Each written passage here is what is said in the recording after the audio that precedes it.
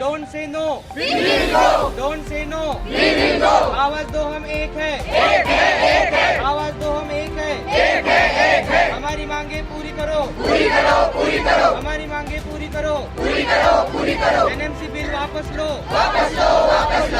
देश में आज भी डॉक्टरों की कमी है। कोरोना काल में डॉक्टर नहीं थे। ऐसे में फिलीपींस से डॉक्टर बनकर आए सभी छात्राओं को वैध कर सेवा मिले। वह देश की सेवा करना चाहते हैं। परिजनों ने लोन लेकर विदेश में अपने बच्चों को पढ़ाई के लिए भेजा। लगभग सभी छात्र मध्यम वर्गीय परिवार से आते हैं। छात्रों की 2 साल की पढ़ाई भी काउंसिल की नीतियों के चलते बर्बाद हो जाएगी। कई छात्रों पर मानसिक दबाव भी बेहद है। आंदोलन के दौरान 2 छात्रों की तबीयत भी बिगड़ती देखी गई। ये सारे स्टूडेंट्स जो हैं ये फिलीपींस में एडमिशन लिए हुए हैं। अब एक नोटिफिकेशन आता है एनएमसी जो कि नेशनल मेडिकल कमीशन है, वो 18 नवंबर को एक नोटिफिकेशन इशू करते हैं जिसमें काफ़ी सारे न्यू रेगुलेशन वो लोग डालते हैं। किसके लिए? जो बच्चे अब्रॉड में एडमिशन लेना चाहते हैं, अब्रॉड की यूनिवर्सिटीज़ के लिए वो लोग कई स्ट्रिंजेंट रूल्स रेगुलेशन लगाते हैं। इस नोटिफिकेशन के बाद से सिर्फ फिलीपींस में जो स्टूडेंट्स पढ़ रहे हैं उनको ऐसा र्यूमर पूरा मार्केट में आया कि उनका जो कोर्स पैटर्न है उसमें कुछ प्रॉब्लम आने वाली है। फिलीपींस का कोर्स पैटर्न ऐसा है, बीएस कोर्स 1.5 से 2 साल का होता है, उसके बाद एमडी कोर्स होता है 4 साल का। ये नोटिफिकेशन के बाद ये र्यूमर फैला कि बीएस कोर्स वैलिड नहीं है, तो इन स्टूडेंट्स ने नेशनल मेडिकल कमीशन को लिखा, एम्बेसीज को लिखा कि क्या ये र्यूमर सही है या गलत है। तो कई बार उन्होंने बीच बीच में एम्बेसी के थ्रू उन्होंने कुछ क्लैरिफिकेशन दिया कि बीएस कोर्स वैलिड नहीं रहेगा। इसके बाद एनएमसी के ऑफिसर्स में हम लोगों ने कॉल किए, उन लोगों ने टेलीफोनिकली और उनके ऑफिसर्स ने हमको कंफर्म किया कि बीएस कोर्स जो वैलिड रहेगा अगर बच्चा 18 नवंबर 2021 के पहले एडमिशन जिसने लिया है उसको ये नए रूल से कोई फ़र्क नहीं पड़ने वाला। अब मैं आपको बता दूं, बीएस कोर्स क्योंकि 1.5 से 2 साल है, ये सारे बच्चे 2020 और 2021 में एडमिशन ले चुके हैं और ये लोग 2022 में एमडी कोर्स में जाएंगे।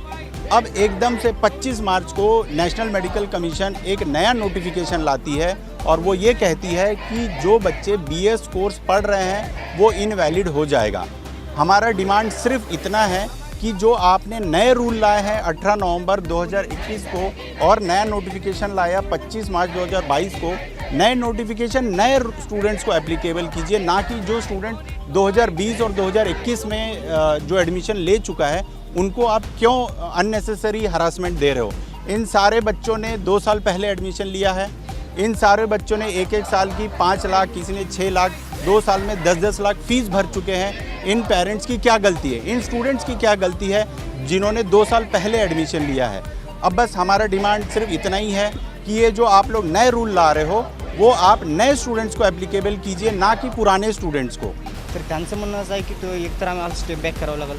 आम्ही का स्टेप बॅक करू? जर आम्हाला MBBS करायचं आहे, जर आपले इंडियन फॅसिलिटीज आम्हाला म्हणजे एवढे मार्क्स पडून पण जर आम्हाला सर्व्हिस देत नाही की प्रायव्हेट कॉलेजची फीज एवढी जास्त, डोनेशन एवढी जास्त मागतात, जर आम्ही तिथं ॲडमिशन नाही घेऊ शकत आणि हे जे बाहेरच्या देशामध्ये ॲडमिशन घेण्याची जी प्रोसिजर आहे ती MCIने किंवा NMCने ऑलरेडी त्यांनी स्वतः स्टार्ट केली की तुम्ही बाहेर ॲडमिशन घेऊ शकता। तर जर आम्ही जात आहो बाहेर तर मग अचानक असे रूल्स का येत आहेत? आणि मेन प्रॉब्लेम हा आहे की तुम्ही नवीन रूल्स आणले, ठीक आहे, तुम्हाला वाटत आहे नवीन रूल्स चांगले आहे तर तुम्ही अप्लाय करू शकता, पण नवीन स्टुडंट्सवरती करा ना। आम्ही ऑलरेडी ॲडमिशन घेतलेलं आहे, आम्ही ऑलरेडी स्टडी करत आहोत, तर मग ते रूल्स तुम्ही आमच्यावर काय ॲप्लिकेबल करता? नवीन स्टुडंट्सवरती ॲप्लिकेबल करा, आम्हाला काही इश्यू नसणार आहे। पण आम्ही सोबत काही पत्रव्यवहार झाला आहे का? नाही, त्यांच्यासोबत आम्ही टेलिफोनवर बोललेलो आहोत। त्यांचे जे व्हॉईस रेकॉर्डिंग्स आहेत ते आमच्यासोबत आहेत, प्रूफ्स आहेत। त्यांचं असं क्लिअरली म्हणणं होतं की जर सर तुम्ही गॅझेट यायच्या आधी ॲडमिशन घेतलेलं असणार तर तुम्हाला कोणत्याही पद्धतीने काहीच प्रॉब्लेम नसणार, तुम्ही तुमची स्टडी कंटिन्यू करा, असे पण क्लिअरली म्हटले ते। हां, ते पण 25 मार्चच्या आधी। 25 मार्च म्हणजे कोणती 2022? हां, आत्ता 22 त्यामध्ये गॅझेट त्यांनी असं क्लॅरिफिकेशन दिलं। आधी तर जे सगळं करत होते ते एम्बेसी थ्रू करत होते, जे इंडियन एम्बेसी फिलिपिन्समध्ये त्यांच्या थ्रू मेसेजेस पाठवत होते, पण आता NMCने स्वतः गॅझेटमध्ये लिहिलं की जो BS कोर्स आहे तो MBBSचा पार्ट कन्सिडर नाही केला जाऊ शकत, त्याला सेपरेट करणार आम्ही।